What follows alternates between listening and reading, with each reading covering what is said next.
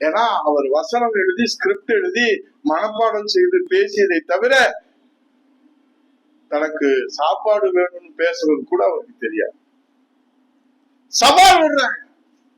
இந்த சாமானிய தொண்டர் உதயகுமார் மேகதாது பிரச்சனை, முல்லை பெரிய பிரச்சனை, கச்சத்தீவு பிரச்சனை, பாலாறு பிரச்சனை, இன்றைக்கு இருக்கக்கூடிய மின்வெட்டு பிரச்சனை, அத்தனை பிரச்சனைகளையும் விழா வாரியாக ஸ்கிரிப்ட் இல்லாமல் வாயை திறந்து ஒரே மேடையிலே விவாதிப்பதற்கு விஜய் அவர்களே, நடிகர் விஜய் அவர்களே, முதல்வர் விஜய் அவர்களே, ஊழலற்ற சாம்ராஜ்யத்தை உருவாக்குவதற்காக உழைத்துக் கொண்டிருக்கிற விஜய் அவர்களே, நீங்கள் தயாரா? எடப்பாடியாரோடு